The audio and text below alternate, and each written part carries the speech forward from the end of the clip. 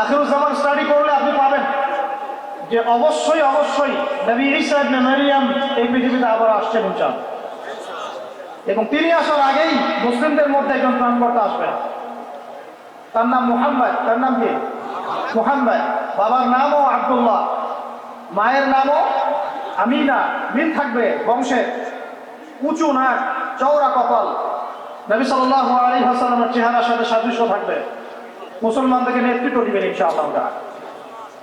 আমি বলছিলাম আল্লাহ পাকের কোনো পরোয়া নাই, কারণ এই হাদিসগুলো স্টাডি করলে আপনি দেখবেন জেরুজালেম মুসলমানদের হাতে আসতে যাচ্ছে ইনশাআল্লাহ। ওইখানে ঈসা আলাইহিস সালাম 40 বছর ইসলামের খেলাফত কায়েম করবেন ইনশাআল্লাহ। খেলাফত নাই, ইসলামের প্রতিষ্ঠার কথা আপনি ভুলে যান। খেলাফত ছাড়া ইসলামী প্রতিষ্ঠার কথা ভুলে যান। ঈসা আলাইহিস সালাম এসে ইহুদিদের সাথে কোনো সন্ধি করবেন না, ইউনাইটেড নেশনসে গিয়ে বলবেন না যে আমাকে একটা স্বাধীন ফিলিস্তিন রাষ্ট্র প্রতিষ্ঠার অনুমোদন দেন, তিনি কথা বলবেন না। তিনি বলবেন না যে আমাকে ডলার দেন, IMF-এ গিয়ে বলবেন না আমাকে ঋণ দেন, বরং তিনি এই পুরো বৈশ্বিক কুফরি তাগুতি শক্তির গোড়ায় গিয়ে আঘাত করবেন ইনশাআল্লাহ। যতদিন পর্যন্ত এই পুরো বিশ্বে ইহুদি খ্রিস্টানদের যে অ্যালায়েন্স, জায়নিস্ট মুভমেন্ট এর পতন না হচ্ছে, ততদিন পর্যন্ত মুসলমানরা স্বাধীন হতে পারে নাই। আমরা এখন পর্যন্ত স্বাধীন হতে পারি নাই, এটাই সত্য কথা। কখন স্বাধীন হবেন আপনি? কখন এই উম্মাহ স্বাধীন হবে? যখন আপনার আমার কথায় পশ্চিমারা উঠবে বসবে, তখন যখন আপনার আমার কথায় এই ইহুদিরা উঠবে আর বসবে, তখন যখন আপনার আমার কথায় এই পুরো কুফরি তাগুতি শক্তির উঠবে বসবে, তখন বুঝবেন উম্মাহ স্বাধীন হয়েছে। স্বাধীনতা শুনছেন? বেলাল ইবনে রবাহ স্বাধীন, যখন তাকে পিটানো হচ্ছে সেগুলো দিয়ে বেঁধে চেষ্টায় টানা হচ্ছে, বেলাল ইবনে রবাহ সেদিন স্বাধীন ছিলেন, কারণ তিনি আল্লাহ ছাড়া কারো রাজত্ব করেন। আবু জাহেলের নির্মম নির্যাতন, উমাইয়া বিন খালাফের নির্মম নির্যাতন বেলাল ইবনে রবাহকে পরাধীন করতে পারে নাই। বেলাল স্বাধীন আঘাতের মধ্যে। সুমাইয়া স্বাধীন। সুমাইয়ার নাম শুনেছেন? আমাদের বন্দাদের নামই জানে। ওরা জানে কি প্রোডাক্ট আসলো বাজারে, কোন পার্লারে গেলে কি পাওয়া যায়, কোথায় গেলে কি হয়, কোন মার্কেটে গেলে কি পাবো। মার্কেট ভর্তি মহিলা দিয়ে, ভর্তি মহিলা, গার্মেন্টস জন্য ভর্তি মহিলা দিয়ে। পর্দা কতটুকু মেনটেন হয় সেটাও ভাবতে হবে। জব করতে দোষ নাই, জব করতে দোষ আছে, পর্দা কতটুকু ভাবতে হবে না? আমরা যে বস্তুবাদী এটা আমাদের রাস্তাগুলোই প্রমাণ করছে। আমরা আমাদের বাড়ি ঘরগুলো চকচকা করছি আর সরকারের রাস্তাগুলো ভেঙে ফেলতেছি। এখন ওই রাস্তাগুলো তৈরি করে দেওয়ার দায়িত্ব আমাদের, দায়িত্ব আমাদের না? অবশ্যই আমাদের, কারণ আমরা তো খেয়াল করলাম সরকারি মাল দরিয়াবে ডাল, এরকম চিন্তা করলাম। ওদিকে যেতে যাচ্ছি না। বোনরা শোনেন, ভাইরাও শোনেন, সুমাইয়া স্বাধীন। কখন স্বাধীন? যখন আবু জেহেল তাকে বলছে যে তুই এই জন্যই ইসলাম কবুল করেছিস যে মুহাম্মাদের সৌন্দর্য দেখে তুই তার প্রেমে পড়েছিস। নাউজুবিল্লাহ সাল্লাল্লাহু আলাইহি ওয়াসাল্লাম কি বলেছে বলেন? তুই মুহাম্মাদের সৌন্দর্য দেখেই মনে হয় তার প্রেমে পড়েছিস। নাউজুবিল্লাহ, আস্তাগফিরুল্লাহ। সুমাইয়া রাদিয়াল্লাহু আনহা তখন বাধা, হাত পা বাধা, হাত পা বের করার কোনো অপশন নাই, বাধা আছে। এক জটলা থুতু মুখে একত্রিত করে আবু জেহেলের মুখের উপর থু করে থুতু দিয়ে। আর আপনারা তো জানেন যে একটা থুতুতে অনেক কিছু হয়, হয় না? একটা থুতুতে অনেক কিছু হয়। এক থুতুতে ইমানদার মুনাফিক আলাদা হয়ে যায়। এক থুতুতেই ইমানদার মুনাফিক আলাদা হয়ে যায়। সুমাইয়াও থুতু দিয়েছিল আবু জেহেলের মুখে। এবার আবু জেহেল কি করেছে শুনে? আবু জেহেল তার কাছে একটা বর্ষা ছিল, বর্ষা চেনা যায়, বর্ষা সামনে অংশ চোখা, এটা দিয়ে সুমাইয়া রাদিয়াল্লাহু আনহার লজ্জাস্থানে আঘাত করে তাকে শহীদ করে দিল। ব্যথা অনুভব করলেন না? আমি জানি করেন নাই, কারণ সুমাইয়া আপনার কেউ না, সুমাইয়া আপনার কেউ না, সুমাইয়া আমার বোন না, সুমাইয়া আমার স্ত্রী না, সুমাইয়া আমার মা না, সুমাইয়া আমার খালা ফুপু চাচি মেয়ে কেউ না। এই কারণে আমাদের আঘাত লাগে নাই। যদি আমাদের এই এই দেহটা যে অবশ, আমাদের উম্মার যে দেহটা যে অবশ, এটা তো বোঝা যায় চলমান বিশ্ব রাজনীতি দেখলেই। বিশ্বের যে কোনো জায়গায় মুসলিমরা আঘাত পাচ্ছে, মার খাচ্ছে, নির্যাতিত হচ্ছে, দোয়াও তো লোক দিয়ে বেরো হয় না। তাদের স্মরণে একদিন কেউ রোজা রেখে একটু দোয়াও করে না, নামাজে একটু দোয়াও করে না, দুইটা কথাও বলে না, কোনো মানববন্ধন নাই, কোনো প্রতিবাদও নাই, কিছুই নাই। মানে পুরো দেহটাই প্যারালাইজ, শেষ, অবশ অনুভূতি। আর প্রত্যেকটা বর্ডার এক একটা অনিকেট প্রান্ত, যেখানে অনুভূতিগুলোর ব্যবচ্ছেদ করা হয়েছে, ফিলিংসগুলোকে ব্যবচ্ছেদ করে ফেলে দেওয়া হয়েছে, ফিলিংস নাই। সুমাইয়ার কথা শুনে আমাদের লাগলো না, কারণ সুমাইয়া আমার মেয়ে না, আমার মেয়ে আয়েশা তো আর না, আমার মেয়ে মারিয়াম তো আর না, আমার ছেলে ওমর উসমান তো আর না। সুমাইয়া তখন স্বাধীন, যখন তাকে বর্ষায় শহীদ করা হলো, সে স্বাধীন, জান্নাতে চলে গেল। জুলাইবিস একজন সাহাবী ছিলেন, ছোটখাটো মানুষ, ইসলাম কবুল করে আসছেন খায়বার যুদ্ধের দিন। নবী সাল্লাল্লাহু আলাইহি ওয়াসাল্লাম তার হাতে তাকে তলোয়ার দিয়েছেন এবং তাকে যুদ্ধে মানে অগ্রগামী যে সৈনিকরা থাকে প্রথম কাতারের দিকে, সেখানে থাকার মানে চান্স দিয়েছেন। তাকে মানুষ বিয়ে করতে চাইতো না, কারণ তার চেহারা সুরত খুব একটা ভালো লাগে না, বংশ নিচু, মানুষের একটা থাকে না প্রেস্টিজ ইস্যু, তার মনে কষ্ট। নবী সাল্লাল্লাহু আলাইহি ওয়াসাল্লাম একদিন প্রস্তাব পাঠালেন, তাকে চিঠি দিয়ে, যে তুমি এই চিঠিটা নিয়ে অমুক গোত্রে যাও, গিয়ে বলো যে আমি বলেছি তোমাকে যেন মেয়ে দেয়। তখন তারপরেও মেয়ে দিতে চাচ্ছে না, কিন্তু সেই মেয়ে শুনেছে যে আল্লাহর নবী সুপারিশ করেছে, আমার যৌবনের উপর ধিক্কার যদি আমি এই সুপারিশ না রাখি। তিনি বললেন জুলাইবিস যেমনই হচ্ছে, হ্যাঁ আমি তাকে বিয়ে করতে রাজি আছি। তিনি বিয়ে করলেন, সংসার হলো, শুরু হলো। এই সাহাবী খায়বার যুদ্ধে শহীদ হলেন। নবী সাল্লাল্লাহু আলাইহি ওয়াসাল্লাম তার চারপাশে দেখলেন, তার চারপাশে 12 জন ইহুদির লাশ পড়ে আছে। কয়জন? একাই 12 জনকে হত্যা করেছে এই সাহাবী। আল্লাহ নবী তাকে নিজের হাতে কোলে নিয়েছেন, কোলে মানে তার দেহটা এরকম ছিল, খুব লম্বা চড়া না, নিজের হাতে কোলে নেওয়ার মতো নিয়ে নিজ হাতে তিনি তাকে দাফন করলেন। আর বললেন যে আমার এই সাহাবীর জন্য হুরে নেঈমরা তাদের দরজা খুলে দিয়েছে। তিনি তখন স্বাধীন। ওমর ইবনে খাত্তাব তখন স্বাধীন। কখন স্বাধীন? ওমর রাদিয়াল্লাহু আনহু যে কোরআন খুলে সূরা তাহা পড়ছেন, তাহা পড়তে তার ভিতরে ফিলিংস চলে আসলো যে না, এটা আল্লাহর পক্ষ থেকে আসছে। তিনি বলছেন খুযুনি ইলা রাসূলিল্লাহি ওয়া আসহাবি, আমাকে আল্লাহ রাসূলের কাছে নিয়ে চলো, তার সাহাবীদের কাছে নিয়ে যাও। তাকে নিয়ে যাওয়া হলো। ভিতরে হামজা ছিলেন রাদিয়াল্লাহু আনহু, তাকে টেনে নিয়ে আসলেন ভিতরে। বলছেন তরোয়াল নিয়ে আসতে দিল, হ্যাঁ, আলা তানতাহি হাত্তা ইয়াজআল আল্লাহু বিকা কারিয়া, ততক্ষণ পর্যন্ত কি তুমি ক্ষান্ত হবে না যতক্ষণ আল্লাহর গজব না আসছে তোমার উপরে? ওমর ইবনে খাত্তাব বলছেন ইয়া রাসূলুল্লাহ, হে আল্লাহর রাসূল, জিতুকা উমিনু বিল্লাহি ওয়া রাসূলিহি, আমি আপনার কাছে এসেছি আল্লাহ এবং আপনার প্রতি ঈমানদার হয়ে এসেছি। ওয়া বিমা জিতা বিহি মিন ইনদিল্লাহ, এবং আপনি আল্লাহর পক্ষ থেকে যা নিয়ে এসেছেন এই কোরআনের প্রতি ঈমানদার হয়েই আমি আপনার কাছে এসেছি। আশহাদু আল লা ইলাহা ইল্লাল্লাহ ওয়া আশহাদু আন্না মুহাম্মাদান আবদুহু ওয়া রাসূলুহু। কালিমা পড়লেন, মুসলিম হলেন, স্বাধীন হলেন। আগে পরাধীন ছিল, বুঝতে পারছেন না কথা? এরপরে তিনি সবার দরজায় গিয়ে নক করলেন। আবু জাহেলের বাসায় নক করে বলছেন হাল আলিমতা আন্নী কদ আসলাম, তুমি কি জানলা যে আমি ইসলাম কবুল করেছি? আবু জাহেল, তুমি কি জানলা, শুনলা যে আমি ইসলাম কবুল করেছি? আরেকজনের বাসায় যান, উমাইয়া বিন খালাদ, হাল আলিমতা আন্নী কদ আসলাম, তুমি কি জানলা আমি ইসলাম কবুল করেছি? ওয়াত্তাবা'তু মুহাম্মদ সাল্লাল্লাহু আলাইহি ওয়াসাল্লাম, আমি আল্লাহর রাসূলের ইত্তেবা করেছি। এরপর কুরাইশদের কাবার সামনে গিয়ে বলছেন ইয়া মা'শারাল কুরাইশ, হে কুরাইশ তোমরা শোনো, ই'লামু আন্নী কদ আসলাম, তোমরা জেনে রাখো যে আমি ইসলাম কবুল করেছি। ওয়া শাহিদতু আল্লা ইলাহা ইল্লাল্লাহ ওয়া আন্না মুহাম্মাদান আবদুহু ওয়া রাসূলুহু। এবার কুরাইশরা গিয়ে তার উপর আক্রমণ শুরু করলো। 40 জন 50 জন গিয়ে তাকে জাপতে ধরতেছে, তিনি একাই লড়তেছেন সবার সাথে। একজন এসে পরামর্শ দিচ্ছেন, ওই যে আপনারা যারা হিকমতের দোহাই দিয়ে কাপুরুষতাকে আড়াল করতে চান তারা শুনেন ওয়াজটা ভালো করে। যারা হিকমতের দোহাই পেরে কাপুরুষতাকে আড়াল করতে চান তারা শুনেন।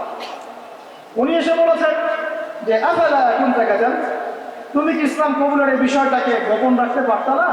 কি দরকার ছিল এভাবে প্রকাশ্যে বলার? কি দরকার ছিল এভাবে কাফেরদের সাথে একটা দ্বন্দ্বে জড়ানোর? শোনেন তারপরে তিনি কি বলছেন। তিনি বলছেন যে ওয়াল্লাহি আল্লাহ কসম করে বলছি লা উফাররিকান্না বাইনাল হাক্কি ওয়াল বাতিল কামা ফাররাকাল্লাহু বাইনাল লাইলি ওয়ান নাহার আল্লাহু আকবার।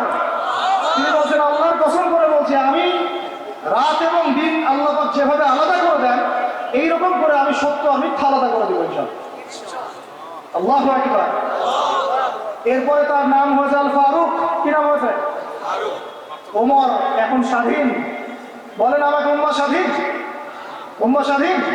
কিছু করতে গেলেই বলবে স্যাংশন দিয়ে দিব, কিছু বললে বলবে যে একদম টাকার মান কমাই দিব, আরো কিছু যদি বলতে চায় আমাদের প্রশাসন গভর্নমেন্ট তারা যদি আরো বড় পদক্ষেপ নিতে চায়, প্রশাসন গভর্নমেন্ট যদি বলতে চায় বলতে পারে বা বলে ওই ইউনাইটেড নেশনসে গিয়ে যে আমরা আমাদের দেশ থেকে আমাদের সেনাবাহিনী পাঠাবো গাজায় গিয়ে আমাদের পক্ষে আমাদের মুসলিমদের পক্ষে যুদ্ধ করবে, এই কথা যদি বলতে পারে বা বলে দেখবেন তাদের সমস্ত শক্তি দিয়ে বাংলাদেশকে আক্রমণ করে ফেলছে।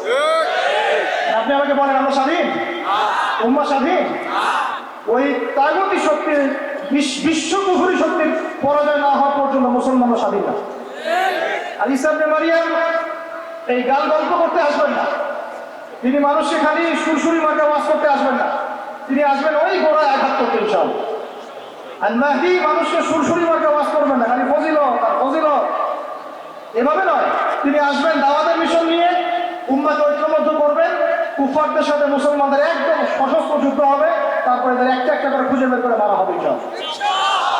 আল্লাহর কসম করে বলতেছি আমাদের একটা মুসলিম ভাইয়ের রক্ত বৃথা যাবে না, একজন শিশুর রক্ত বৃথা যাবে না ইনশাআল্লাহ, একজন বোনের ইজ্জতের মূল্য ওদেরকে দিতে হবে ইনশাআল্লাহ। এই যে একটা একটা করে হিসাব আমরা নিব ইনশাআল্লাহ।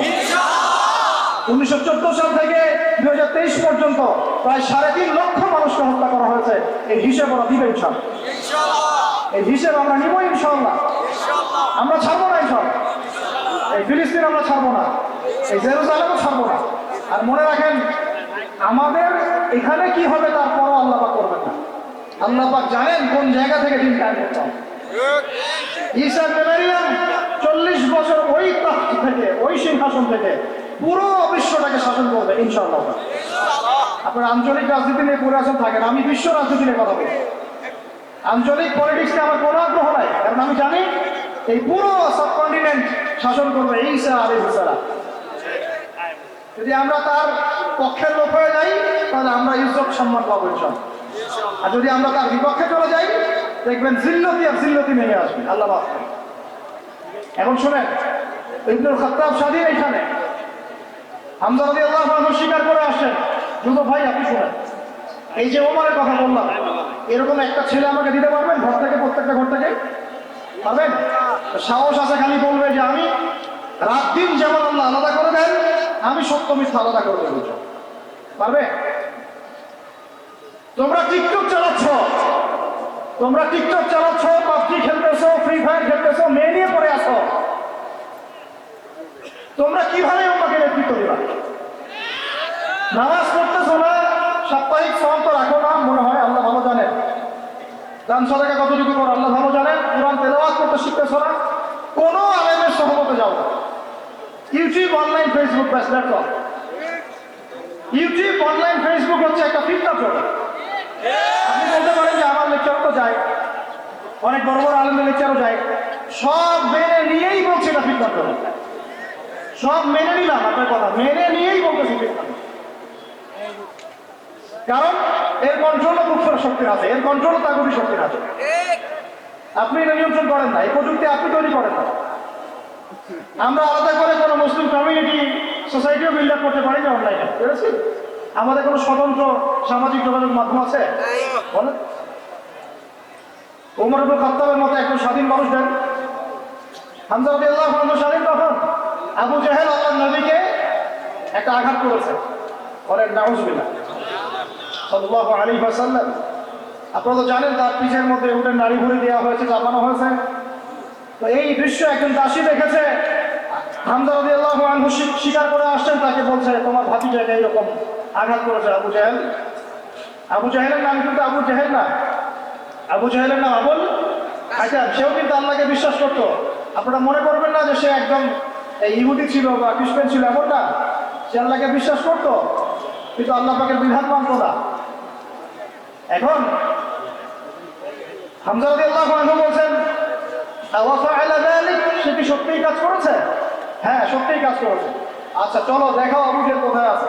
তিনি ঘোড়া ছুটাই গেলেন কাবা ঘরের সামনে, গিয়ে বললেন যে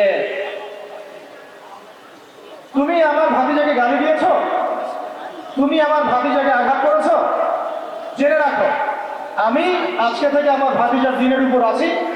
এই কথা বলার সাথে সাথে তার উপর আক্রমণের চেষ্টা করা হচ্ছিল। তিনি নিজে একটা ঘুষি দিয়ে আবু জেহেলের একটা দাঁত ফেলে দিলেন। দাঁত যে পড়ে গেছে কিনা সিরাতের কিতাবে এত স্পষ্ট নাই, কিন্তু আঘাত একটা ঘুষি দিয়েছেন এটা স্পষ্ট।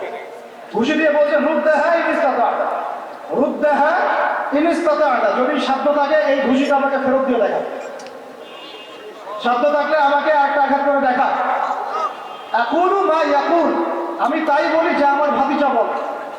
শাহিদতু আল্লা ইলাহা ইল্লাল্লাহ ওয়া আন্না মুহাম্মাদান আবদুহু ওয়া রাসূলুহু, আমি সাক্ষ্য দিচ্ছি বা দিলাম আল্লাহ ছাড়া কোনো ইলাহ নাই, মুহাম্মদ আমার ভাতিজা আল্লাহর রাসূল, ওর সাধ্য থাকলে আমাকে ঠেকা।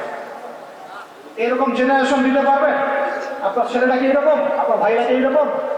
এই আমাদের মায়েরা তাদের সন্তান কি এরকম যে মেয়েদেরকে ঘরে নিয়ে আসছেন? এই মেয়েগুলোও কি সুমাইয়ার মতো? উম্মে আমারা একজন নারী সাহাবী, উম্মে আমারা উহুদের যুদ্ধে চতুর্দিক থেকে আল্লাহ নবীকে আক্রমণ করা হচ্ছে, তিনি একাই তীর ছুটছেন। মহিলা সাহাবী, নারী সাহাবী, আমাদের নারী মেহেদি দেয় বসে বসে, তাও বয়ফ্রেন্ডের জন্য। আমাদের নারীরা ঘরে বসে বসে মেহেদি যায়, পার্লারে যায় বয়ফ্রেন্ডের জন্য। আর উম্মে আমারা রাদিয়াল্লাহু আনহা, তাদের মতো সাহাবীরা জীবন দেন রাসূলের জন্য। স্বাধীনতা এই যে তারা স্বাধীন, আল্লাহর দাসত্বের অধীনে তারা কাউকে পরোয়া করতেন না। তখন উম্মাহ ছিল স্বাধীন। আর কি, আর কার কয়জনের কথা বলবো আপনাদের?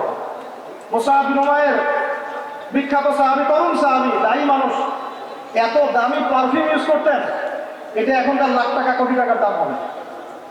বৃত্তশালী পরিবারের, এই যে বৃত্তশালী পরিবারের সন্তান শোনেন, আপনারা তো বাইক দাঁড়ায় বেড়ান, গাড়ি ড্রাইভ করে বেড়ান, মাঝখানে অ্যাক্সিডেন্ট করে দেন, কেসও খান না, তার বাপের টাকা আছে পাঠিয়ে যান, ইয়াবা খান, তারপরে গিয়ে মেয়ে নিয়ে ফুর্তি করেন, জেনা নিত্য নৈমিত্তিক ব্যাপার। একটা মেয়েকে পিছনে উঠান, 7 দিন ঘোরেন, আবার চেঞ্জ করেন, 7 দিন পরে হয়তো নেন।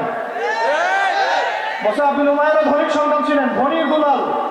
যখন ইসলাম এসেছে, কুরআন এসেছে, শুনেছেন তিনি ইসলাম কবুল করেছেন, মা সম্পত্তি থেকে বঞ্চিত করেছে, তাকে চাটাইয়ের মধ্যে জড়িয়ে নিচে আগুন দেওয়া হবে, ধোঁয়া দেওয়া হবে, আযাব দেওয়া হবে পারিবারিকভাবে। তিনি যখন নবীর কাছে আসলেন, নবী তাকে বললেন তুমি মদিনায় যাও। কোথায়? মদিনায় গিয়ে দাওয়াতি কাজ করো। মদিনায় দাওয়াতি কাজ করতে লাগলেন। তার একক দাওয়াতে মদিনার 75টা পরিবার ইসলাম কবুল করেছে। যে মদিনায় ইসলামের আপনি জয় জয়কার দেখছেন, এটা মুসআব বিন উমাইর রাদিয়াল্লাহু আনহু দাওয়াতের একটা ফসল, আল্লাহ রাসূলের দোয়া। কয়টা পরিবার? এই 75 পরিবার এসে বায়াত করলেন নবীর কাছে। তারপরে নবী হিজরত করলেন মদিনা। এমনি হয়নি, এটা প্রেক্ষাপট। ওই মুসআব বিন উমাইর রাদিয়াল্লাহু আনহু উহুদের যুদ্ধে শহীদ হচ্ছেন, তার গায়ে এখন 50টার বেশি তলোয়ারের আঘাত আছে। কয়টা বেশি? 50টা। তার মাকবারা ওখানেই আছে, দেখে আসেন। তিনি স্বাধীন। ওই ময়দানে যারা সেদিন ছিলেন, ওই শনিবার সকাল 10টা থেকে, এটা তো শাওয়াল মাসের, তাই না? শাওয়াল না, রমজানের পরে শাওয়াল মাসে যুদ্ধ হয়েছে। শাওয়াল মাসের 10 তারিখ মেবি, 10 তারিখ 9 তারিখ সিরাত কারা পড়েছেন, 9 বা 10 সকালবেলা যুদ্ধ হচ্ছে। ওই সময়ে পৃথিবীতে যারা ওই সময় যুদ্ধ করছেন মুসলমানদের পক্ষে, আল্লাহর জমিনের মধ্যে সবচেয়ে শ্রেষ্ঠ মানুষ, সবচেয়ে শ্রেষ্ঠ জীবন, শ্রেষ্ঠ মৌত, ওখানে তারা উঠবেন, তখন তাদের গা থেকে মেশকাম্বরের ঘাম ছুটতে থাকে। মারেফত থাকলে আপনিও পাবেন, অন্তরের মধ্যে কৌশল থাকলে আপনি পাবেন না, স্বাভাবিক। এখন মুসআব বিন উমাইর কি পরাধীন না স্বাধীন? বলেন, যদি কি পরাধীন না স্বাধীন? স্বাধীন। মুসআব বিন উমাইর, আরেকজনের কথা শুনেন, বলতে থাকলে আপনাদের সারা রাত পার হয়ে যাবে। জাফর ইবনে আবি তালেব নাম শুনেছেন? জাফর ইবনে আবি তালেব শোনেন, এই তো শোনেন। অনেকে অনেক দলিল দেয়, এই দলিলগুলো শোনেন, এগুলো শোনেন। ইহুদিদের 3টা গোত্র ছিল মদিনায়। কয়টা ভাই? একটা বনু কুরাইজা, বনু কাইনুকা, বনু নাজির, বনু কুরাইজা, বনু কাইনুকা, বনু নাজির, এই তিনটা গোত্রের সাথে আমাদের চুক্তি ছিল। আমরা একটা সনদের মধ্যে ছিলাম। গাদ্দার এরা সনদ ভঙ্গ করলো, ঠিক যেমন করে তারা এখন প্যালেস্টাইনে আক্রমণ করছে এইভাবে।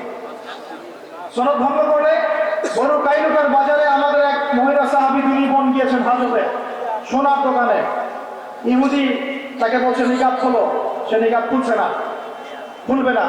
ইহুদি দুষ্ট, ষড়যন্ত্র করে তার কাপড়ের একটা অংশ রশি দিয়ে গিট বেঁধে দিয়েছে। আমাদের দিদি উঠতে গিয়েছে, সতর একটু খুলে গেছে, নাউজুবিল্লাহ। চিৎকার করে উঠেছেন। পাশে ছিলেন এক আমাদের আনসারী সাহাবী, আওয়াজ শুনেছেন। সেই আওয়াজ শুনে এক মুহূর্ত দেরি করেন নাই, মদিনায় ফিরে এসে নবীর কাছে পারমিশনও চান নাই। বুঝেন, দলিল বুঝেন। তিনি এক মুহূর্ত দেরিও করেন নাই, মদিনায় ফিরে গিয়ে নবীর কাছে পারমিশনও নেন নাই। তার কাছে একটা খোলা তরোয়াল ছিল, বের করেছেন, এই ইহুদির গর্দানে একটা কোপ দিয়ে গর্দান নামাই দিয়েছে। আক্রমণ করে ওই সাহাবীকে শহীদ করে দিয়েছেন, নাই শেষ, ওনাকে মেরে ফেলেছেন। তারপর এই কেসটা নবীর দরবারে আসলো। নবীর দরবারে আসার পরে নবী সাল্লাল্লাহু আলাইহি ওয়াসাল্লাম সাহাবীর ব্যাপারে কোনো সমালোচনা তো করলেনই না। সাহাবী, তুমি ভুল করেছো, আমাকে জিজ্ঞেস করো নাই, আমার পরামর্শ কেন নাও না, এগুলো তো বললেনই না। বরং তার অন্যান্য সাহাবীদেরকে বললেন, সবাই যুদ্ধের বর্ণ করে বের হও, বনু কাইনুকাকে আক্রমণ করতে। এখন আপনি দেখছেন 3 মাসে 19,600 জন, 3 মাসে, সরি 3 মাস কিসে, 1.5 মাসে 19,600 জন। আর এখানে একজন মুসলিম ভাই, একজন মুসলিম বোনের ইজ্জতের বিনিময়ে নবী সাল্লাল্লাহু আলাইহি ওয়াসাল্লাম পুরা বনু কাইনুকাকে একদম সমূলে উৎপাদিত করে মদিনা থেকে বিদায় দিল। ওই উম্মার সাথে এই উম্মার কোনো সম্পর্ক আছে? ওই আরবের সাথে এই আরবদের কোনো সম্পর্ক আছে? ওই স্বাধীনতার সাথে এখনকার এই পরাধীনতার কোনো সম্পর্ক আছে? এরপরে আপনারা ফ্যান্টাসি নিয়ে পড়ে আছেন। আল্লামা রুমি বলতেন, উনি একজন বড় সুফি মানুষ ছিলেন। উনি বলতেন যে আমি যা বুঝি আর আমি যা জানি বুঝতে পারি, তোমাদেরকে বলে কি লাভ, তোমরা তো বুঝবা না। কে বলতেন? বড় বড় যারা আল্লাহর ওলি তারা, তাদের কথাটা একটু গেইতে হয়, মনে হয় একটু অস্বাভাবিক, ঈদের ভিতরে অনেক গভীরতা থাকে। আমি নিজেও এই কথা বলতেছি, আমরা যা বুঝি, যা বুঝতেছি, যা দেখতেছি, তা আপনাদেরকে বলে বোঝাতে পারবো না, বলেই বা কি লাভ, আপনি হয়তো বুঝবেন। এই একটা ঘটনা দলিল পেলেন। আরেকটা শোনেন, আরেকটা কওম হলো বনু নাজির। রাসূলকে দাওয়াত দিয়েছে, দাওয়াত দিয়ে বলছে যে আমরা ইসলাম কবুল করবো, আসেন নেগোশিয়েট করি। নবীজি বসেছেন।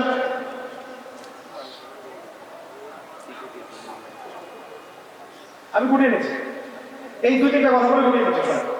নবী সাল্লাল্লাহু আলাইহি ওয়াসাল্লাম দিয়েছেন দাওয়াত দিতে বনু নাজিরের সিঁড়ির মধ্যে, এটাকে বলে দেয়াল, দেয়ালে হেলান দিয়ে আছেন।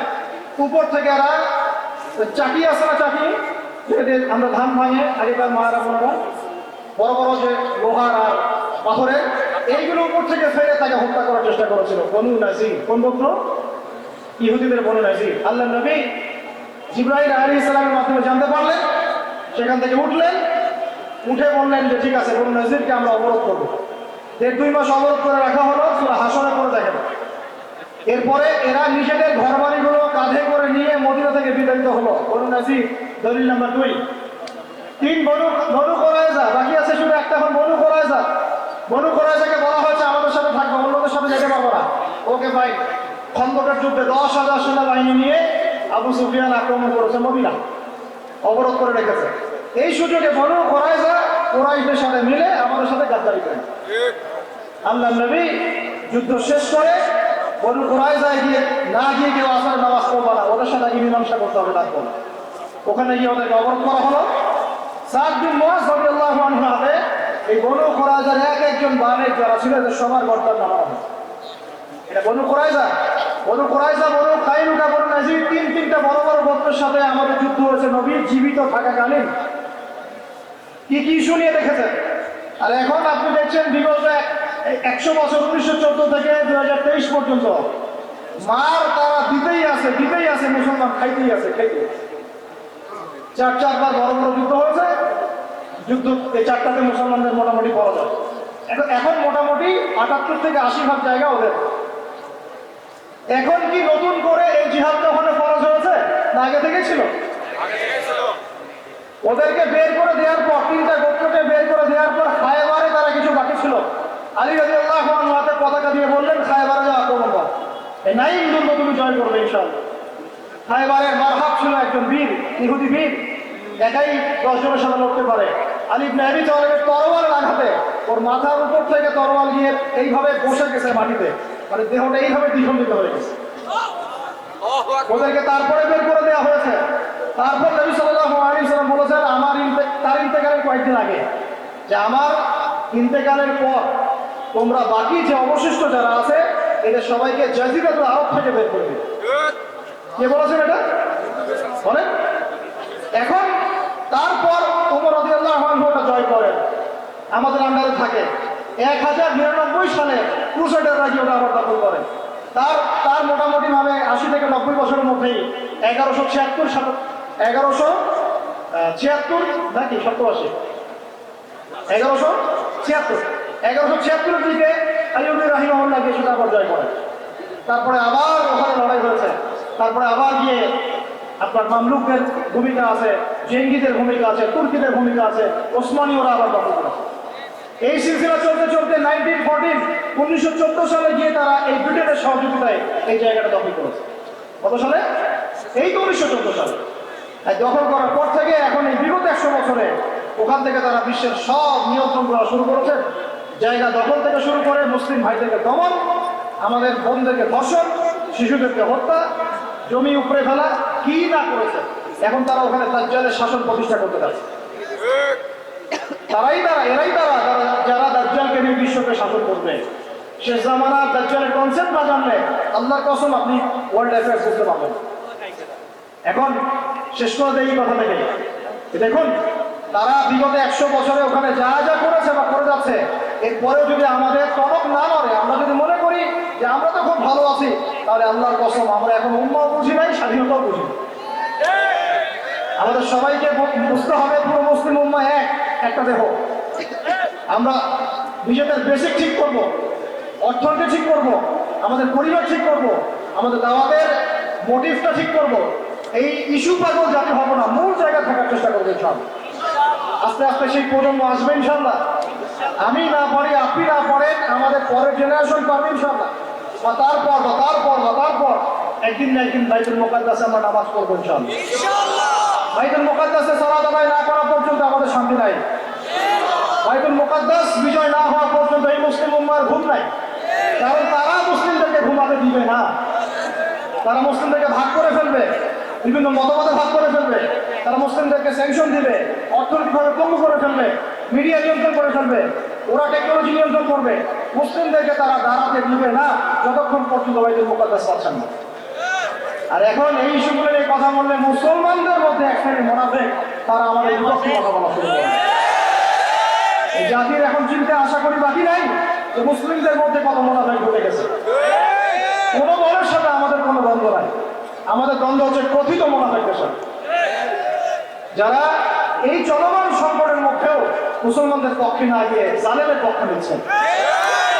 চলমান সংকটের মধ্যেও মাজলুমদের পক্ষ না নিয়ে যারা জালেমের পক্ষ নিচ্ছে, এদের সাথে আমার কোনো সম্পর্ক নাই, আপনাদেরও সম্পর্ক থাকার কথা না, এই উম্মারও সম্পর্ক নাই। আল্লাহর কসম ইনশাআল্লাহ আমাদের সন্তানদের হাতে বাইতুল মুকাদ্দাস বিজয় হবে। এখন আপনি আমি সেই দায়িত্ব পালন করবো কিনা সেটা আমাদের বিষয়। আমাদের কর্তব্য কি সেটা আমাদের বুঝতে হবে। এইসব ফ্যান্টাসি বন্ধ করেন, এইসব উপরে স্লোগান বন্ধ করেন, এবং আইওয়াজ শোনান সব বন্ধ করেন। সবাই 5 ওয়াক্ত নামাজি হয়ে যায়, আল্লাহ তৌফিক দান করেন। সবাই মিলে তাহাজ্জুদ রোজার হয়ে যায়, আল্লাহ তৌফিক দান করেন। আল্লাহ সবাইকে হালাল খাওয়ার তৌফিক দেন। সবাই অর্থনীতি ঠিক করে ফেলায়, সবাই দাওয়াতের মেহনতে লেগে পড়ি। আল্লাহ যাকে যা দিয়েছেন তাই দিয়ে খেদমত করেন। এক ভাইকে আল্লাহ টাকা দিয়েছেন, টাকা দিয়ে করেন। জমি দিয়েছেন, জমি দিয়ে করেন। জ্ঞান দিয়েছেন, জ্ঞান দিয়ে করেন। আপনাকে আল্লাহ মসজিদ মাদ্রাসা দিয়েছেন, তাই দিয়ে করেন। যৌবন দিয়েছেন, যৌবন দিয়ে করেন। লিখতে পারেন, লিখেন। বলতে পারেন, বলেন। চিন্তা করতে পারেন, করেন। যা আপনাকে আল্লাহ দিয়েছেন তাই দিয়ে খেদমত করেন। আল্লাহ তাকে আপনাদের সবাইকে তৌফিক দান করেন। আমি শেষ কথা হচ্ছে যে এই যে উম্মার কথা আমরা বললাম, আমরা এখনো পুরোপুরি ভাবে কুফারদের নিয়ন্ত্রণ করে এখনো বের হতে পারি নাই। যদি বের হতে চাই, আল্লাহ তাকে আমাদেরকে অবশ্যই রাস্তা দেখাবেন। যদি আমাদের নিয়ত ঠিক থাকে, ইখলাস ঠিক থাকে, প্রচেষ্টা ঠিক থাকে এবং আমাদের মানহাজ কর্মপদ্ধতি ঠিক থাকে। আল্লাহ রাব্বুল আলামিন আমাদের সমস্ত তরুণ ভাইদেরকে কবুল করেন, আমিন। আর এই সবগুলো কথা আপনি বুঝবেন জুমার দিন সূরা কাহাফ তেলাওয়াত করলে ইনশাআল্লাহ। আর এই জুমায় যে আমলগুলোর কথা বলেছি এর সাথে সূরা কাহাফ অ্যাড করে নেবেন। সূরা কাহাফ না পড়ে জুমার দিন শেষ করবেন না। আল্লাহ রাব্বুল আলামিন আমাদের সবাইকে এই উম্মাহকে পরিপূর্ণরূপে স্বাধীন করার তৌফিক দান করেন।